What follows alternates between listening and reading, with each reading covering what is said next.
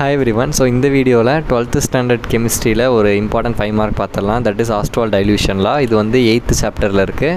5 markலயும் கேட்கலாம், sometimes 3 markலயும் கேட்கலாம். சரியா? So first இந்த Ostwald dilution lawனா என்ன சொல்லுது? It relates the dissociation of the weak acid with its degree of concentration and degree of dissociation and concentration. மூணே விஷயம் தான்.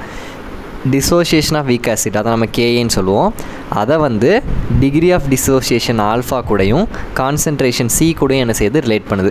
ஸோ பேசிக்காக KA ஆல்ஃபா சி இந்த மூணோட ரிலேஷன் பற்றி தான் யார் பேசுகிறா, இந்த ஆஸ்ட்ரால் டைலூஷன்லாம் பேசுது. ஃபஸ்ட்டு டிசோசியேஷன் ஆஃப் வீக் ஆசிட்னா என்ன? First what is mean by dissociation? டிசோசியேஷன்னா ஒன்றும் இல்லை, பிரிகிறது தான் டிசோசியேஷன். இப்போ ஃபார் எக்ஸாம்பிள் நீங்கள் ஒரு ஆசிட் HCl இருக்குன்னு வச்சுக்கோங்களேன். HCl நீங்கள் வந்து வாட்டரில் போட்டிங்கன்னா அது எப்படி டிசோசியேட் ஆகும்? H plus Cl மைனஸ்னு பிரிஞ்சிடும். அதாவது இந்த H வந்து H ப்ளஸ் தனியாகவும் Cl வந்து Cl மைனஸ் தனியாகவும் என்ன செஞ்சிடும், பிரிஞ்சிடும். அந்த பிரிகிறதுக்கு பேர் தான் என்னது டிசோசியேஷன் சொல்லுவாங்க. இப்போ HCl வந்து என்னென்னா it's a strong acid. So இது வந்து கம்ப்ளீட்டாக H ப்ளஸ் ஆகும், கம்ப்ளீட்டாக Cl மைனஸ் ஆகும் என்ன செஞ்சிடும், பிரிஞ்சிடும். எல்லாமே H ப்ளஸ் ஆகும், எல்லாமே Cl மைனஸ் ஆகும், பிரிஞ்சிடும். இப்போ ஒரு சில week acid like acetic acid எடுத்துக்கோங்க, CH3COOH, இது வந்து வீக் ஆசிட். இப்போ இதை டிசோசியேட் பண்ணிங்கன்னா இது வந்து கம்ப்ளீட்டாக டிசோசியேட் ஆகாது. CH3COO மைனஸ் ப்ளஸ் H ப்ளஸ்ன்னு என்ன செய்யாது, கம்ப்ளீட்டாக பிரியாது. அதாவது இந்த HCl வந்து கம்ப்ளீட்டாக ஃபுல்லாக H ப்ளஸ் தனியாகவும் ஃபுல்லாக Cl மைனஸ் தனியாகவும் பிரிஞ்சிடும். ஆனால் இந்த CH3COOH வந்து கம்ப்ளீட்டாக CH3CO மைனஸாகவும் H ப்ளஸ் ஆகவும் பிரியாது.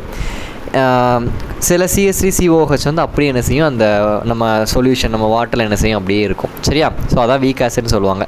ஸோ அந்த வீக் ஆசிடை பற்றி படிக்கிறது தான் இந்த ஆஸ்ட்ரால் டைலூஷன்லாம். சரியா? Okay. So first alpha degree of dissociation என்னென்னு பார்த்துடலாம். So alpha is equal to number of moles dissociated divided by total number of moles. அதாவது டோட்டல் நம்பர் ஆஃப் மோல்ஸ் எவ்வளோ இருக்கோ, ஃபார் எக்ஸாம்பிள் 10 மோல்ஸ் இருக்குன்னு வச்சுக்கோங்க. அந்த 10 மோல்ஸில் எத்தனை மோல்ஸ் டிசோசியேட் ஆகிருக்கு, எத்தனை மோல்ஸ் பிரிஞ்சிருக்கு, அதை தான் நம்ம என்ன சொல்கிறோம், degree of dissociation. For example இப்போ நான் CH3COOH வந்து 10 மோல்ஸ் எடுக்கிறேன்னு வச்சுக்கோங்க. இந்த 10 மோல்ஸில் எனக்கு வந்து CH3COO மைனஸ் ஆகும், H ப்ளஸ் ஆகும், 5 மோல்ஸ் தான் டிசோசியேட் ஆகிருக்குன்னு வச்சுக்கலாம். நான் எடுத்தது எவ்வளவு, 10 மோல்ஸ் எடுத்திருக்கேன் CH3COOH, ஆனால் எனக்கு 5 மோல்ஸ் தான் என்ன செஞ்சிருக்கு, டிசோசியேட் ஆகிருக்கு. அப்போது டோட்டல் மோல்ஸில் 10, நம்பர் ஆஃப் மோல்ஸ் டிசோசியேட்டடில் 5. So 5/10 that is 1/2. இதை தான் நம்ம என்ன சொல்கிறோம், ஆல்ஃபான்னு சொல்கிறோம். ஸோ டோட்டலாக நம்ம எவ்வளோ மோல்ஸ் எடுத்திருக்கோம், அதில் எத்தனை மோல்ஸ் டிசோசியேட் ஆகிருக்கு. ஏன்னா வீக் ஆசிடில் கம்ப்ளீட்டாக இப்போ 10 எடுத்திங்கன்னா 10மே என்ன செய்யாது, டிசோசியேட் ஆகாது. 10 எடுத்திங்கன்னா அதில் 1, 2 தான் என்ன செய்யும், டிசோசியேட் ஆகும். பட் HCl மாதிரி ஆசிட்லாம் நீங்கள் எடுத்திங்கன்னா 10ல் 9 இல்லை 10மே என்ன செஞ்சிடும், டிசோசியேட் ஆயிரும். அதான் டிஃப்ரென்ஸ். ஓகே. இப்போ நம்ம வந்து இந்த ஆஸ்ட்ரால் டைலூஷன் லாக்கு எக்ஸாம்பிள் CH3COOH அசிட்டிக் ஆசிட் எடுத்துக்குவோம். That is weak acid. So CH3COOH எப்படி பிரியும், H ப்ளஸ் ஆகும், CH3CO மைனஸ் ஆகும் என்ன செஞ்சிடும், பிரிஞ்சிடும். இந்த இடத்துல ஆக்சிஜனுக்கு மைனஸும் Hக்கு ப்ளஸ் ஆகும் பிரிஞ்சிடும். இப்போ இதுக்குன்னா டிகிரி டிசோசியேஷன் கான்ஸ்டன்ட் KA என்ன செய்ய போகிறேன், எழுத போகிறேன். So KA is equal to product divided by reactant. சரி, எப்போவுமே நம்ம ஈக்லிபிரியம் எழுதும் போது எப்படி எழுதுவோம், ப்ராடக்ட் பை ரியாக்டன்ட் எழுதுவோம்.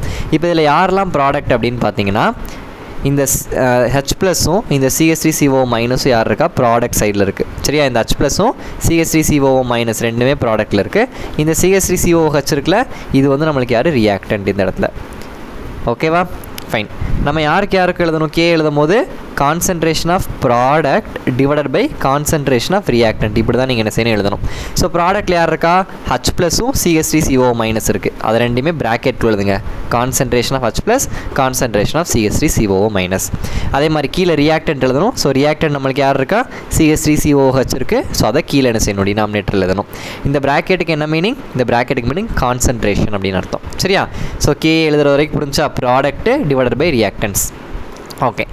இப்போது நம்ம வந்து ஒரு பாக்ஸ் என்ன செய்ய போகிறோம், we are going to fill. இதில் நல்லா கவனிங்க, CH3COOH H plus CH3CO minus இந்த ரியாக்ஷன் அப்படின்னு சொல்லிக்கிறோம் எடுத்துக்கிறோம். இப்போது இனிஷியல் நம்பர் ஆஃப் மோல்ஸ்னால் நம்ம ஃபஸ்ட்டு எடுத்து வைக்கிறோம்ல, இனிஷியலாக ரியாக்ஷன் ஸ்டார்ட் ஆகிறதுக்கு முன்னாடி நம்ம எடுத்து வைக்கிறது தான் initial number of moles. So அப்போ ஃபஸ்ட்டு நம்மக்கிட்ட என்ன இருக்கும், இந்த CH3COOH மட்டும்தான் இருக்கும். ஏன்னா ஃபஸ்ட்டு எடுத்தவொடனே இந்த CH3COOH என்னமா மாறி இருக்காது, H ப்ளஸ் ஆகும், CH3CO மைனஸ் ஆகும், உடனே மாறி இருக்காது. அப்போ இனிஷியலாக நம்மக்கிட்ட வெறும் ரியாக்டன்ட் மட்டும்தான் இருக்குது. ரியாக்ட் ஆக ஆரம்பிச்சதுக்கப்புறம் தான் நமக்கு என்ன செய்யும், இந்த product H plus CH3CO minus என்ன செய்யும், ஃபார்ம் ஆகும். இனிஷியலாக நம்மக்கிட்ட வெறும் CH3COOH மட்டும்தான் நம்ம கையில் இருக்கும். ஸோ அப்போ இனிஷியல் நம்பர் ஆஃப் மோல்ஸில் நான் என்ன எடுத்துக்க போகிறேன், CH3COHல ஒரு மோல்ஸ் எடுத்துக்க போகிறேன். இனிஷியல் நம்பர் ஆஃப் மோல்ஸ் எடுத்துகிற 1ன்னு எடுத்துக்கிறேன். இந்த ரெண்டுக்கும் டேஷ். ஏன் டேஷ் போட்டிருக்கோம், பிகாஸ் H ப்ளஸும் CH3CO மைனஸ் என்ன இருக்காது, ஃபார்ம் ஆகிருக்காது. நம்மக்கிட்ட வெறும் CH3COH மட்டும் தான் ஃபஸ்ட் இனிஷியலாக இருக்கும். ஸோ அதில் 1 போட்டுக்கோங்க. டிகிரி ஆஃப் டிசோசியேஷன் நம்ம எடுத்த CH3COH வந்து ஆல்ஃபா மோல்ஸ் டிசோசியேட் ஆகிருக்குன்னு வச்சுக்கலாம். ஆல்ஃபா நம்மள என்ன செஞ்சுக்குவோம், டிகிரி ஆஃப் டிசோசியேஷன் வச்சுக்குவோம். இது ரெண்டும் என்ன செய்யாது, இருக்காது. நல்லா புரிஞ்சுக்கோங்க. ஃபஸ்ட்டு நம்மக்கிட்ட யார் இருக்காங்களோ அவங்க தான் என்ன செய்ய முடியும், டிசோஷியேட் ஆக முடியும். H ப்ளஸும் CH3CO மைனஸும் ஃபார்மே ஆகலை. அப்போ அது வந்து என்ன செஞ்சிருக்க முடியாது, டிசோஷியேட் ஆகிருக்க முடியாது. ஸோ அதில் எதுவுமே இல்லை, டேஷ் போட்டுருங்க. இப்போ நம்பர் ஆஃப் மோல்ஸ் அட் ஈக்லிபிரியம்க்கு 2 மைனஸ் பண்ணணும். 1 மைனஸ் ஆல்ஃபா, அதாவது இந்த 1ஐயும் ஆல்ஃபாவே நீங்கள் என்ன செய்யணும், மைனஸ் பண்ணணும். ஏன், பிகாஸ் நீங்கள் இனிஷியலாக ஒரு மோல்ஸ் எடுத்திருக்கீங்க, அதில் ஆல்ஃபா மோல்ஸ் என்ன ஆயிடுச்சு, ரியாக்ட் ஆயிடுச்சு, டிசோஷியேட் ஆயிடுச்சு. அப்போ மீதி எவ்வளோ இருக்கும், இந்த 1ல் ஆல்ஃபாவை கழிச்சா மீதி என்ன இருக்குமோ அதுதான் நம்மக்கிட்ட ரிமைனிங் நம்ம கையில் இருக்க போகுது. ஃபார் எக்ஸாம்பிள் 10 மோல் நீங்கள் இனிஷியலாக எடுத்திருக்கீங்க, 5 மோல் டிசோஷியேட் ஆயிடுச்சுன்னா மீதி எவ்வளோ இருக்கும், 5 தான் இருக்கும். அது எப்படி சொன்னோம், 10 மைனஸ் 5. அதே மாதிரி தான் இங்கே 1 மைனஸ் ஆல்ஃபான்னு போட்டிருக்கோம். சரி, இப்போது இந்த CH3COH வந்து ஆல்ஃபா மோல்ஸ் டிசோசியேட்டாக இருக்குல்ல, அந்த ஆல்ஃபா மோல்ஸ் டிசோசியேட் ஆனால் என்ன செய்யும், அது H ப்ளஸ் ஆகும் CH3CO மைனஸ் ஆகும் ஃபார்ம் ஆகும். கரெக்டாக, ஏன்னா CH3COH டிசோஷியேட் ஆகி என்னவா ஃபார்ம் ஆகுது, H ப்ளஸ் ஆகும் CH3CO மைனஸ் ஆகும் தான் ஃபார்ம் ஆகுது. அப்போ ஆல்ஃபா மோல் CH3COH நீங்கள் எடுத்திங்கன்னா அது வந்து என்ன செய்யும், H ப்ளஸ் ஆகும் CH3CO மைனஸ் ஆகும் என்ன செய்யும், டிசோஷியேட் ஆகும். அப்போது இங்கே 2 இடத்துலையும் ஆல்ஃபா என்ன செஞ்சுருங்க போட்டுருங்க. இந்த ஆல்ஃபா எங்கேருந்து வந்துச்சு, இந்த CH3COH பிரியறதுனால ஃபார்ம் ஆகிருக்கு. அதை நீங்கள் தெரிஞ்சுக்கணும். நெக்ஸ்ட் ஈக்லிபிரியம் கான்சன்ட்ரேஷனில் என்ன பண்ணணும் அப்படின்னா, இந்த மேலே இருக்குது பார்த்தீங்களா, இந்த மேலே இருக்க 3ஐயும் நீங்கள் என்ன செய்யணும், சியால் மல்டிபிள் பண்ணிடணும். அப்போ 1 மைனஸ் ஆல்ஃபா இன்ட்டு சி இங்கே ஆல்ஃபா சி, இங்கே ஆல்ஃபா சி. ஸோ ஜஸ்ட் இந்த ஆல்ஃபாவை சியோட மல்டிபிள் பண்ணுங்கள், இந்த ஆல்ஃபா சியோட கான்சன்ட்ரேஷனோட மல்டிபிள் பண்ணுங்கள், இந்த 1 மைனஸ் ஆல்ஃபாவை கான்சன்ட்ரேஷனோட மல்டிபிள் பண்ணுங்கள். இப்போ 3 இது நம்மளுக்கு கிடச்சிருச்சு. இப்போது கே ஃபார்முலானது H plus CH3CO minus CH3COH. இந்த முன்னாடி எழுதணுமா, கேஏ இந்த ஃபார்முலா தூக்கி பின்னாடி திருப்பி எழுதியிருக்கேன். இப்போது H ப்ளஸ், இந்த H ப்ளஸோட வேல்யூ நீங்கள் எங்கே பார்க்கணும்னா டேபிளில் பார்க்கணும். நல்லா பாருங்கள், இந்த H ப்ளஸ் இருக்குது பார்த்தீங்களா, இந்த H ப்ளஸ்க்கு கீழே என்ன லாஸ்ட் வேல்யூ இருக்குது, ஆல்ஃபா சி. கான்சன்ட்ரேஷன் வந்து ஆல்ஃபா சின்னு இருக்குது.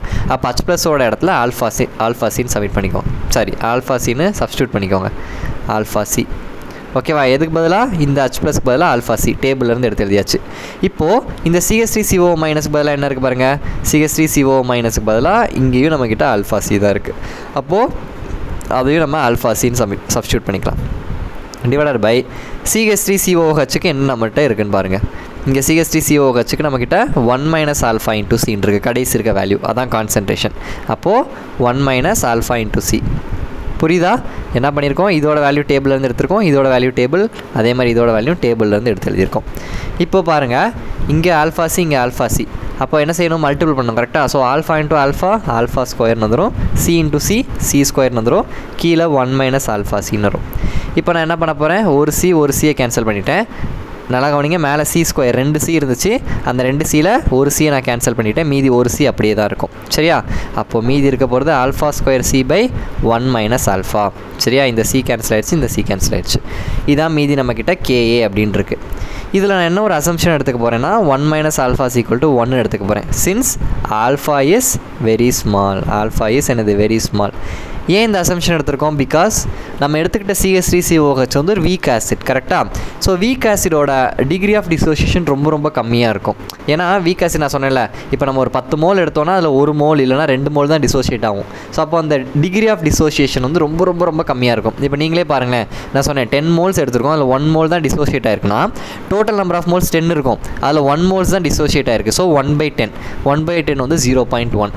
ஸோ அப்போ அந்த ஆல்ஃபா வேல்யூ வந்து ரொம்ப ரொம்ப சின்னதாக இருக்கும். ஸோ அதனால் இந்த ஆல்ஃபா வேல்யூ நீங்கள் என்ன செஞ்சலாம், நெக்லேட் பண்ணிடலாம்.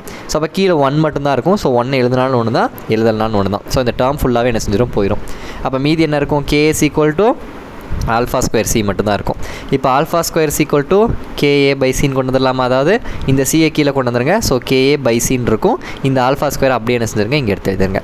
ஸோ இப்போ ஆல்ஃபா என்ன பண்ணுவோம், இந்த ஆல்ஃபா வேணும், ஆல்ஃபா ஸ்கொயர்லேருந்து ஆல்ஃபா என்ன செய்வோம், இந்த ஸ்கொயர் அந்த சைடு அனுப்புவோம். ஸ்கொயர் போகும்போது ரூட்டாக என்ன செய்யும், போகும். கரெக்டாக, so root of KA by C. So alpha is equal to root of KA by C. இதான் வந்து நம்மளுக்கு இப்போது கிடைச்ச ஃபைனல் ஆன்சர். இப்போ இதை எப்படி கன்க்ளூட் பண்ணலான்னா, ஆஸ்ட்ரால் டைல்யூஷன் லாவை when dilution increases the degree of dissociation of the weak electrolyte also increases. எப்போலாம் நீங்கள் டைல்யூஷன் அர்த்தம் ஒரு சொல்யூஷன் ரொம்ப கான்சன்ட்ரேட்டடாக இல்லாமல் நிறைய வாட்டர் ஆட் பண்ணி டைல்யூட் பண்ணிட்டீங்கன்னா டைல்யூஷன் இன்க்ரீஸ் ஆக டிகிரி ஆஃப் டிசோசியேஷன் ஆல்ஃபாவும் என்ன செய்யும் வீக் எலக்ட்ரோலைட்டுக்கு இன்க்ரீஸ் ஆகும். ஸோ எப்போலாம் டைல்யூஷன் இன்க்ரீசஸ்ன்னு அதில் இருக்கோ அப்போலாம் கான்சன்ட்ரேஷன் டிக்ரீசஸ். கான்சன்ட்ரேட்டடாக இருந்துச்சுன்னா கான்சன்ட்ரேஷன் அதிகமாக இருக்குன்னு அர்த்தம். டைல்யூட் ஆயிடுச்சு அப்படின்னா கான்சன்ட்ரேஷன் கம்மியாயிருச்சுன்னு அர்த்தம். ஸோ டைல்யூஷன் இன்க்ரீஸ் ஆகுதுன்னா கான்சன்ட்ரேஷன் கம்மியாகுது அப்படிங்கிறத புரிஞ்சுக்கோங்க. ஸோ அப்போது இந்த இடத்த என்ன ஆகுது, சி டிக்ரீஸ் ஆகுது, அப்போ டிகிரி ஆஃப் டிசோசியேஷன் என்ன ஆகுது, இன்க்ரீஸ் ஆகுது. ஸோ ஆல்ஃபா இன்க்ரீஸ் ஆகுதுன்னு சொல்லியிருக்காங்க. அது இங்கே நீங்கள் புரிஞ்சுக்கலாம் பாருங்கள். ஏன்னா சியும் ஆல்ஃபா என்னது இன்வெர்ஸ்லி ப்ரொபோஷனல். அப்போது சி டிக்ரீஸ் ஆச்சுன்னா ஆப்வியஸாக ஆல்ஃபா என்ன செய்ய தான் போகுது, இன்க்ரீஸ் ஆக போகுது. அதை தான் இங்கே கொடுத்துருக்காங்க. C decreases, alpha increases. ஓகேவா? இது வீக் எலக்ட்ரோலைட், அசிட்டிக் ஆசிட் மாதிரி வீக் எலக்ட்ரோலைட்டுக்கு மட்டும்தான் இந்த ஆஸ்ட்ரால் டைல்யூஷன்லாம் ஒபே ஆகும், ஸ்ட்ராங் எலக்ட்ரோலைட் கிடையாது. சரியா? ஸோ இந்த வீடியோவில் ஆஸ்ட்ரால் டைல்யூஷனோட எல்லா ஆஸ்பெக்ட்டும் நம்ம என்ன செஞ்சாச்சு டிஸ்கஸ் பண்ணியாச்சு. நெக்ஸ்ட் இன்னொரு வீடியோவில் இதே மாதிரி ஒரு கொஸ்டினை குயிக்காக பார்க்கலாம். தேங்க்யூ.